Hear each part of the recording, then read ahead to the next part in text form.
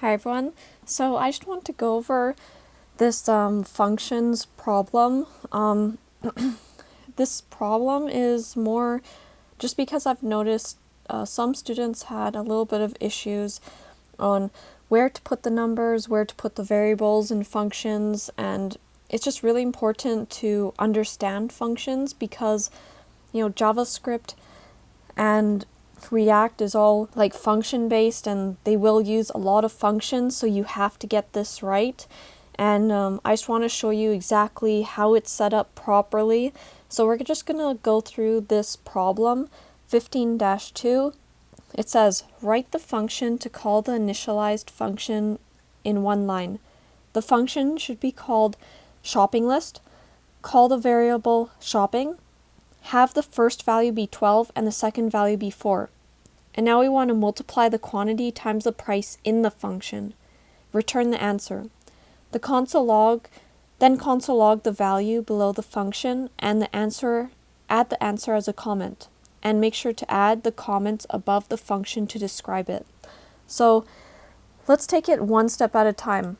So I got it written right here as well as we go along with this problem. So let's read the first line. Write the function to call the initialized function on one line. So it's saying do it all on one line first. And it says the function should be called my shopping list. Okay. And the variable is shopping. So that should give you an indication. So the variable var shopping is equal to my shopping list.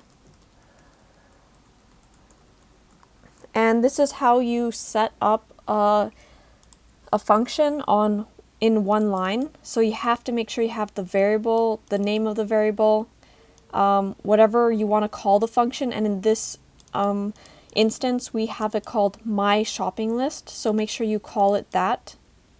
And now it says, have the first value be 12 and the second value be 4. Okay, so we'll put 12 and 4, just like that. You don't have to put the space, it's really up to you. I guess it looks nicer like this, so we'll just save that. And now, this is just how you initialize and set it all up in one line. So it's just some formatting that you have to remember, or you can also look online. So even if we go here and we go to JavaScript functions, so you don't have to remember things off the top of your head, but you can look at the formatting here on W3 Schools, and it even shows you like some examples as to how you should be doing this. So this is a good example here. Click on try it yourself, and you can see here it does the exact same thing. It's doing var, whatever the variable is, and the function, whatever it's called, and the two values. So this is a great place where you can actually look and compare to see how things should be set up properly. Even during the midterm and exam, it's going to be open book, so you want to know how to use W3 Schools for sure. So let's go back here, and it says multiply the quantity times price in the function. So when it says in the function, that means we have to do this setup again, so function. And we have to call my shopping list again because we're trying to reference this to this so it can pass the values in. Now, we have to do the closing brackets, and this is where a lot of students had a lot of issues. Well, not a lot, but I've noticed some students, when they handed in their homework, that they just started putting in 12 and 4, like this.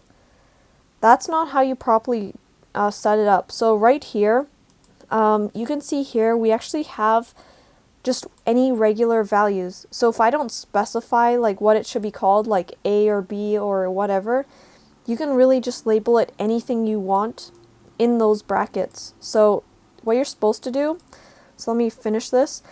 So you have to make sure you add those curly brace brackets, and we don't want to do this. What we want to do is we want to reference these items here.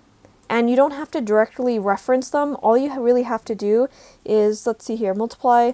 It says here, quantity times price. So use these values, quantity, and price. So just use these values, these naming conventions in here, because essentially what it's doing is it's going to take 12 and put it into quantity. Then it's going to take 4 and put it into price. The reason why we don't want to hard code it is because if we put this as 12 and this as 4, and now what if we change this up here to the number 2? It's not going to be correct. It's going to be a different value. And that's not what we want. We want to reduce the amount of changes we have to do in our code. When you start coding a lot of stuff later on, if you have to do this and copy in this exact thing in other places, you're not going to remember what values you changed. This is why it's essential that you have the numbers only in one place, which is right here when you initialized it. But here, don't do this. Do this. Take just whatever you want to call it, so quantity, price, and now no matter what values you change here, it will automatically put it here because it's essentially just saying, okay, in this shopping list, make it these 2 values. So in this shopping list, it'll find it here and it'll just make it those 2 values. It automatically already knows to do that. So you don't need to put the numbers in this area directly. Now it says return the answer. So when it says return, we have to put return space and return the answer. So it says here multiply quantity times price. So we just take these 2 parameters. This area is called a parameter. So we got the first parameter, which is quantity, second parameter, which is price. So we return quantity times price using that star symbol and the semicolon at the end. And we put semicolon right there as well. And now this function is pretty much done now. All we have to do now is right here, it says then console log the value below the function. So when we want to console log something, it's already returning the value quantity times price back up here. So it already knows to take this return this back up here, but then now shopping is equal to whatever this value is that it multiplied. So 12 times 4, the answer will be right here, and that'll give it the value to shopping. And now when we do console.log shopping, because we want to call that variable that it has been initialized to, semicolon, save it. Now let's do node test.js. And as you can see here, it gives us the value of 48. So I want you guys to really remember this part here. Never put in the numbers here. Never put in the numbers here. You have to use these different naming conventions because when the numbers change up here, we don't want to manually change everything down here as well. So if this, I'm going to do an example. If here we put 12, this we put 12, this we put 4, now we put 12 here, now we'll put 4 here. Look how much redundancy there is. We have to go around and start changing it all the time. So what happens if now we change this to 11 and this to 2?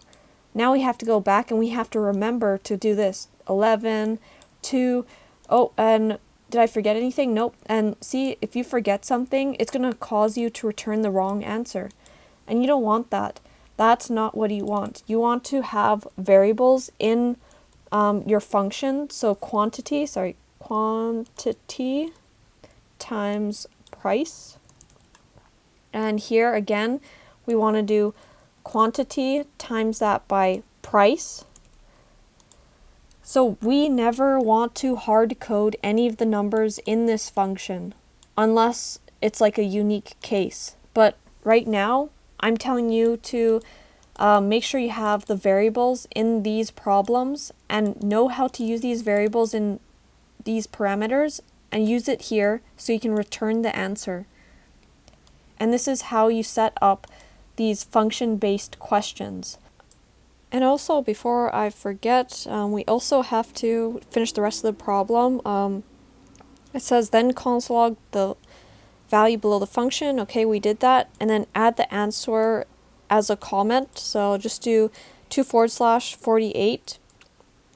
And now it says write a comment above the function to describe it.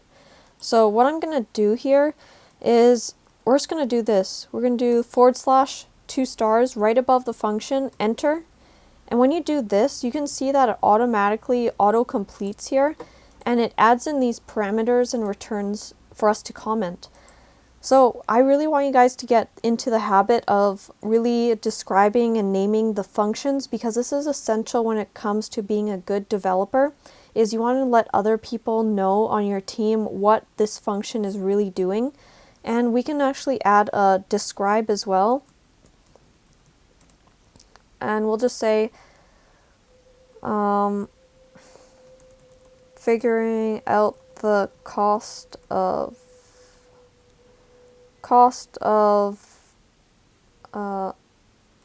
the shopping list. So we're just describing what it is we're doing. We're just trying to figure out the cost of shopping list. And quantity, we're just saying the quantity of items. Price, we'll say the price of the product. And then return, we will say returning the total cost of shopping. Save. And this is how you essentially do the just the documentation and the labeling of the function. So we can add in these notes right above it. And I really want you guys to get comfortable in doing these types of comments, because you want to be able to help your team members know exactly what this function is doing specifically. And it's something you have to know anyways, like going forward in industry standards. And I would suggest you guys do start practicing, because there are some questions on the quiz and also on the midterm that you will have to do this type of written commenting above the function, and I want you guys to really get used to this type of syntax. And this is how you essentially do this problem here.